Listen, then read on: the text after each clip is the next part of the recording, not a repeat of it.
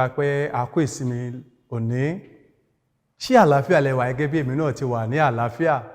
Pàápàá wa tí a ní oore ọ̀fẹ́ láti lè máa gbọ́ ohùn mi, tàbí tó ní oore ọ̀fẹ́ láti lè máa wò mí.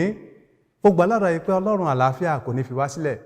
Mo kí wa káàbọ̀ fún àkókò ìwàásù èyí tí ìjọ Anglican ti ẹkùn Ifẹ̀ tí wọ́n ṣe onígbọ̀wọ́ rẹ̀.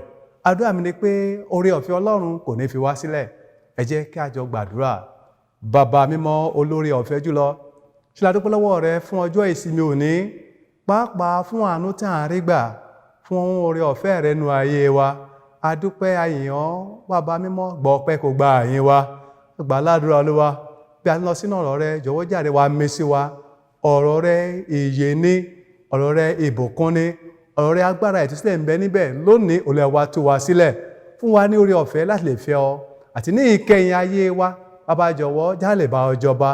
A fi ìgbàgbọ́ béèrè nípasẹ̀ Jésù Kristi, Olúwa àti Olùgbàlà wa. Àmín. Lẹ́ẹ̀kan sí àwọn ọmọ Ọlọ́run, kókó tí mo fẹ́ ká jọ pẹ̀kẹ́lù ní àkókò yìí, òun mo pè ní ìpè láti fẹ́ràn Ọlọ́run. Ìpè láti fẹ́ràn Ọlọ́run. Ẹsẹ̀ wúrà wa òní àrùn nínú Deuteronomy orí 6 ẹsẹ̀ 4 sí 6. Ètò kà báyìí pé, gbọ́ Ísírẹ́lì, Olúwa Ọlọ́run wa, Olúwa kan ni. Kí ìwọ kó fi gbogbo àyà rẹ àti gbogbo ọkàn rẹ àti gbogbo agbára rẹ fẹ́ Olúwa Ọlọ́run rẹ. Ọlọ́run tí à ń sìn jẹ́ Ọlọ́run ẹlẹ́dàá aṣẹ̀dá. Gẹ́gẹ́ bí Sáàmù orí 24 ẹsẹ̀ 1 síwájú ti sọ. Ó ní t'Olúwa nílẹ̀ àti ẹ̀kún rẹ̀, ayé àti àwọn tó tẹ̀dó sínú rẹ̀. A rí Ọlọ́run gẹ́gẹ́ bí ẹlẹ́dàá, ẹni tó dá wa ní àwòrán ara rẹ̀. Jẹ́nẹ́sísì orí 1 ẹsẹ̀ 26 sí ẹsẹ̀ 27. Genesis chapter 1 verses 26 and 27.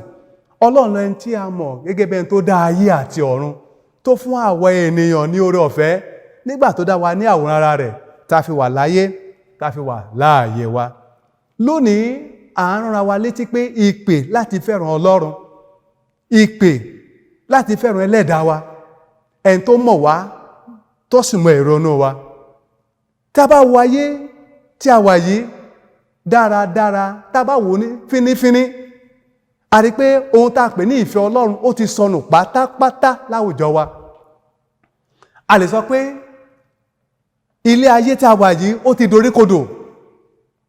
Ìfẹ́ ọmọ ẹnìkejì ẹni, ìfẹ́ Ọlọ́run ó ti di ohun tá pè ní ohun ìtàn. Àwọn ìwà tí à ń wò lóde òní ni ìwà ipá, òun ló gbòde lóde òní. Àwọn ìwà bíi ìdigunjalè, ìjínigbé, ìjínigbowó, ìfìyàjẹni láì nídìí, ìfipábánilòpọ̀, ayédèrú iṣẹ́ àti ọjà títà àti bẹ́ẹ̀ bẹ́ẹ̀ lọ. Ìfẹ́ Ọlọ́run lóòtítọ́ àti lóòdodo ó ti sọnù láwùjọ wa. Ìfẹ́ owó, ipá òun là ń wá kiri. Ìfẹ́ tara ẹni nìkan ṣoṣo ló kù báyìí. Ìfẹ́ bámúbámú ni mo yó, mi ò mọ̀ báyé bí ń pa ẹnì kankan. Ìfẹ́ kí ẹ̀yà kan ṣoṣo kó wà ní ipò lọ títí. Ìfẹ́ ẹlẹ́yàmẹ̀yà, ìfẹ́ ẹlẹ́sìnjẹsìn ló kù báyìí. Àwa tá ń gbọ́ mi tàbí tá ní ọ̀fẹ́ tá ń wò mí, mo fẹ́ béèrè lọ́wọ́ pé ǹjẹ́ a fẹ́ràn Ọlọ́run bí? Ṣé Ọlọ́run ló rán wa tàbí ló rán yín láti máa pa àwọn ọmọ ẹnìkejì yín lẹ́kún? Ṣé Ọlọ́run ló fi ṣe ìran wa ká máa ja ìjà ẹ̀sìn? Ǹjẹ́ níbo ni ìfẹ́ Ọlọ́run wà? Nígbàtí bẹ́ẹ̀ sọ pé ohun gbogbo tí Ọlọ́run dá ó ní dáradára ni. Genesis orí 1 ẹsẹ̀ 30 àti ẹsẹ̀ 31. Síwájú sí àwọn ọmọ Ọlọ́run. Tí a bá wo Jòhánù kínní, èpísẹ́lì Jòhánù kínní orí 4 ẹsẹ̀ 7 àti 8. Ètò kà báyìí pé, olùfẹ́, ẹ jẹ́ kí a fẹ́ràn ara wa, nítorí ìfẹ́ ti ọ̀dọ̀ Ọlọ́run wá, àti gbogbo ẹni tó bá ní ìfẹ́ a bí nípa Ọlọ́run. ó sì mọ Ọlọ́run. Ẹni tí kò bá ní ìfẹ́ kò mọ Ọlọ́run, nítorí pé ìfẹ́ ni Ọlọ́run. Hallelujah o. Ìfẹ́ ni Ọlọ́run. Ẹni tó bá ní ìfẹ́ ọmọ ẹnìkejì rẹ̀ kò mọ Ọlọ́run o. Irú ẹ̀sìn tó ń kó máa sìn kò mọ Ọlọ́run o, kò sì ní ìfẹ́ Ọlọ́run. Èpísítélì kìíní ti Jòhánù orí 3 ẹsẹ̀ 15 ó kà báyìí wípé ẹnikẹ́ni tó bá kórìíra arákùnrin rẹ̀, ohun tí bẹ̀rẹ̀ sí máa pé ó ní apànìyàn ni. Ẹ̀yin sì mọ̀ pé kò sí apànìyàn kan tí ó ní ìyà àìnípẹ̀kun láti máa gbé inú rẹ̀. Ìfẹ́ Ọlọ́run ṣe pàtàkì, nítorí pé bẹ̀rẹ̀ sí máa pé nígbà tí àwa jẹ́ ẹlẹ́ṣẹ̀ ó ní Kristi kú nítorí tiwa. Ọlọ́run lẹni tó kọ́ fẹ́ wa, òun lẹni tó kọ́ rán ọmọ rẹ̀ sí wa. Jòhánù orí 3 ẹsẹ̀ 16 kí àwa pàápàá kí a bá lè di ẹni ìgbàlà. Ó wá sọ pé ó ní iye àwọn tó bá ti gba ọmọ gbọ́, ó ní àwọn ni a fi agbára fún láti di ọmọ Ọlọ́run. Jòhánù orí 1 ẹsẹ̀ 12 síwájú sí. Tí a bá wo májẹ̀mú tuntun, pàápàá níbi kíkà wa tí a yàn láàyò fún àkókò yìí, tí a bá wo Mátíù orí 22, tí a bá wo láti ẹsẹ̀ 24, Matthew chapter 22 from verse 34. Ó ní ṣùgbọ́n nígbà tí àwọn Farisí gbọ́ pé ó pa àwọn Sadusí ní ẹnu mọ́, wọ́n pe ara wọn jọ. Nígbà náà ni ọ̀kan nínú wọn tí í ṣe amòfin dán án wò, ó sì bi lọ́rọ̀ kan wípé,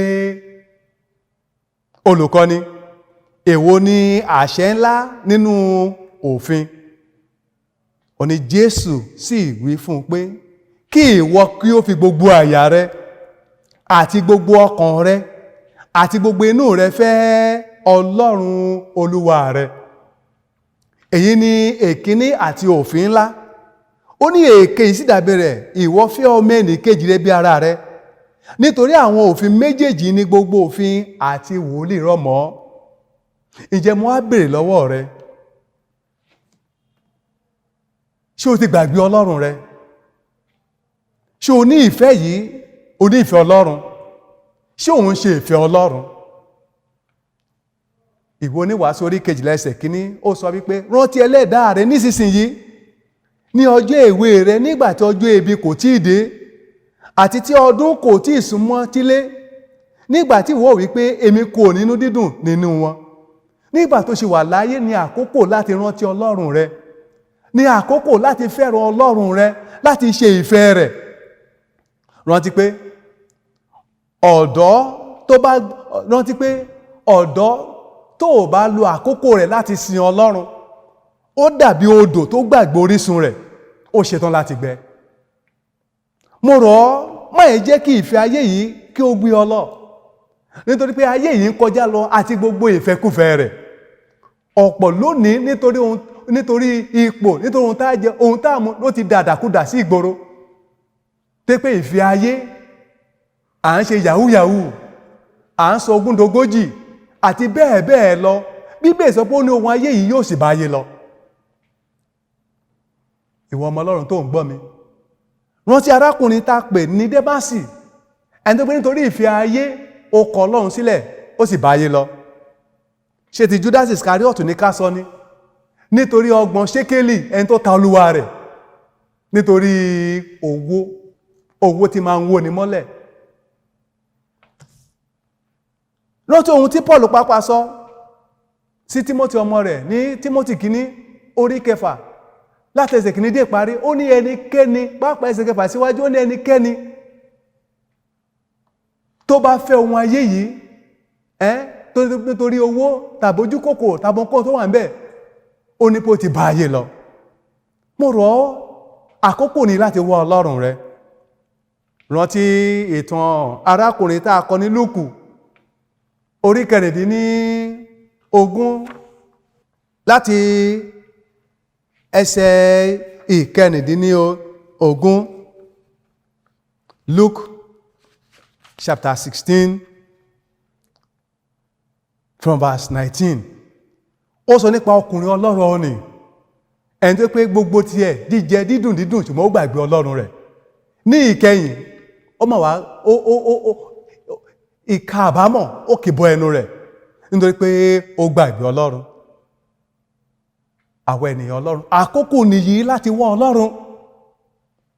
Mátíù orí 4 ẹsẹ̀ 19 ó kà báyìí wípé ó sì fún wọn pé ẹ máa tọ̀ mí lẹ́yìn, èmi ó sọ yín di apẹjẹ ènìyàn. Ọlọ́run ń pè ọ́, ó ń pè ẹnìkọ̀ọ̀kan wa lákòókò yìí láti fẹ́ràn òun. Jòhánù orí 21 tá bá wo ẹsẹ̀ 15, ẹsẹ̀ 16 àti ẹsẹ̀ 17. Jésù pe Símónì, ó ní Símónì, ó ní Pétérù, ó ní ṣé ìwọ fẹ́ràn mi bí? Ó ní máa bọ́ àwọn àgùntàn mi. Àwọn wọ̀nyí ní ọ̀nà tá lè gbà láti fi ìfẹ́ Ọlọ́run hàn nígbà tá bá fẹ́ràn ọmọ ẹnìkejì wa, nígbà tá bá rántí àwọn aláìní, nígbà tá bá rántí àwọn opó, nígbà tá bá rántí ọmọ ẹnìkejì wa, ẹni tó yẹ ká ṣe lóore. Níwọ̀n ìgbà tá bá ti ń ṣe léyìí, a ti ń fi ìfẹ́ sí Ọlọ́run àti fi hàn. Pàápàá ó ní ẹ wá Ọlọ́run nígbà tí ẹ lè rí, ó ní ẹ pè nígbà tó wà nítòsí, ó ní jẹ́ kí ènìyàn búburú kó ronú padà kó nínú ẹ̀ṣẹ̀ rẹ̀. Àkókò tá wà yìí, àkókò tá gbọ́dọ̀ ronú padà kó nínú ẹ̀ṣẹ̀ wa. Ká fi ìfẹ́ wa hàn sí Ọlọ́run nípa wíwàásù ọ̀rọ̀ náà. Mátíù orí 22 láti ẹsẹ̀ 22 ó sọ wọ́n pé ká lọ sí gbogbo ayé, ká wàásù, ká máa kọ́ni. Ohun tó o bá ní fi ṣe ìrànlọ́wọ́ fún ẹnìkejì rẹ. Rántí pé ẹnikẹ́ni tí o bá nípa láti ṣe ìrànlọ́wọ́ fún ohun lọ ẹnìkejì rẹ, tọ́jú rẹ̀, nítorí pé Ọlọ́run yìí ó mọ̀ ọ́, ó sì mọ ẹnìkọ̀ọ̀kan wa. Ọlọ́run tún jáde ó sọ pé bí àwọn ènìyàn mi tá bá ń porúkọ mi, ohun tó má lè rárá wọn sílẹ̀, oní tó sì wá mi, ó ní òun yóò wo ilẹ̀ wọn sàn. Àkókò nìyí láti wá Ọlọ́run, àkókò nìyí láti fẹ́ràn Ọlọ́run, láti fi ohun ayé yìí ká fi sílẹ̀. Ǹjẹ́ jẹ́ ń bẹ̀ lọ́rẹ̀ ká tó gbàdúrà, ọjọ́ wo ló ti ní àkókò tàbí ààyè láti ṣe iṣẹ́ ìjèrè ọkàn tá pè ní evangelism?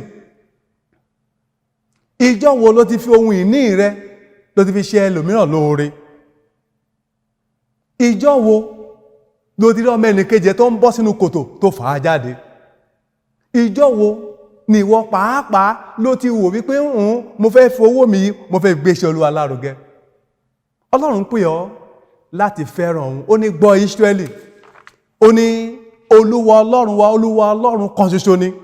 Kí ìwọ kí o fi gbogbo àyà rẹ àti gbogbo ọkàn rẹ àti gbogbo agbára rẹ fẹ́ Olúwa Ọlọ́run rẹ. Mo gbà ládùúrà wípé ìjọba Ọlọ́run kò ní bọ́ sàn lọ́wọ́ wa. Lẹ́ẹ̀kan sí, ìpè jáde lónìí láti fẹ́ràn Ọlọ́run, ẹni tó dá ayé àti ọ̀run. Ẹ jẹ́ kí a gbàdúrà. Bàbá, dúpẹ́ lọ́wọ́ rẹ fún ọ̀rọ̀ tó ti bá wa sọ. Fún wa ní etí ìgbọ́ àti àyà àgbàṣe. Jẹ́ ká lè fẹ́ràn rẹ ní tòótọ́. Gẹ́gẹ́ bí o ti kọ sí Símónì Pétérù pé ǹjẹ́ o fẹ́ràn mi bí, tó ní kó máa bá àwọn àgùntàn rẹ? Jọ̀wọ́ jàre Olúwa, fún wa ní agbára láti lè ṣe ìfẹ́ rẹ. Àti ní ìkẹyìn Olúwa, ohun tí a ó gbọ́ ni pé káàbọ̀ ọmọ ọ̀dọ̀ rere, bọ́ sínú ayọ̀ rẹ. Bàbá jọ̀ọ́ jẹ́ kí lèyí kó jẹ́ ìpín wa. Èyí la fi ìgbàgbọ́ béèrè nípasẹ̀ Jésù Kristi Olúwa wa. Àmín. Títí tá tún fi pàdé, mo sọ wípé wà ní àlàáfíà kò sì fẹ́ràn Ọlọ́run rẹ. Àlàáfíà.